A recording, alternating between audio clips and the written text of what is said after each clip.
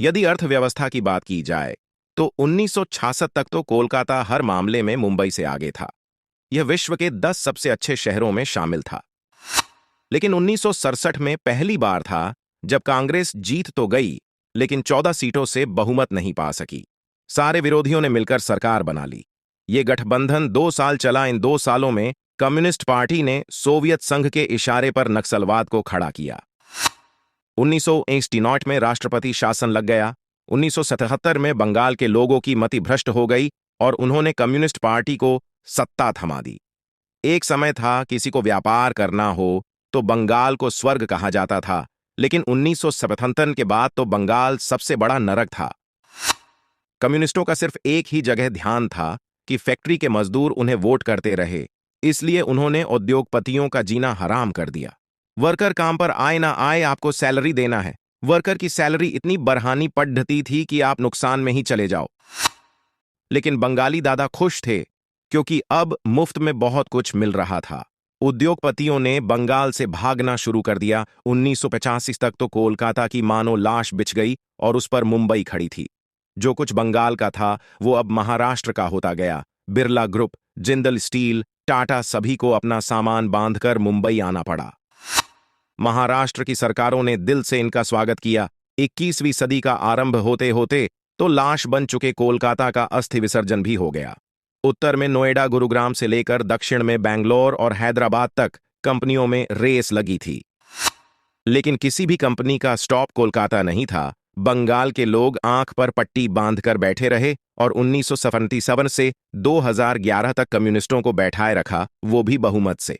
2011 में भी आसमान से गिरकर खजूर में लटक गए और ममता बनर्जी को ले आए। ममता बनर्जी ने भी उद्योगों के लिए कुछ नहीं किया।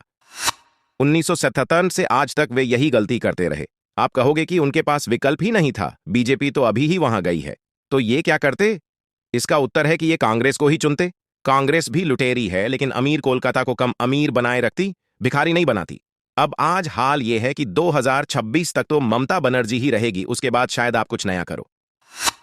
लेकिन ध्यान रहे, ये दिल्ली मुंबई का युग है। दिल्ली कोलकाता वाला समय गया। आज नोएडा, गुरुग्राम, बेंगलोर, पुणे कोलकाता से प्रतिशत में नहीं बल्कि गुना में आगे है। 45 सालों में पूंजीवाद के प्रति इतना जहर घोल दिया है कि बंगाल तो अभी स्टार्टअप्स के बारे में भी नहीं सोच सकता। लोग कहते हैं कि बंगाल 25 साल पीछे है या 30 साल पीछे है, लेकिन आप गणना करेंगे तो बंगाल आज 100 साल पीछे है। कम्युनिस्टों और ममता रूल से अच्छा तो ये लोग अंग्रेजों के डंडों से काम कर रहे थे। मगर देखिए, जो होता है अच्छे के लिए होता है। यदि आप बंगाली हैं तो पढ़कर दुख होगा, लेकिन यदि आप हरियाणा, गुजरात, महाराष्ट्र या कर्नाटक से हैं तो मुस्कुराइए।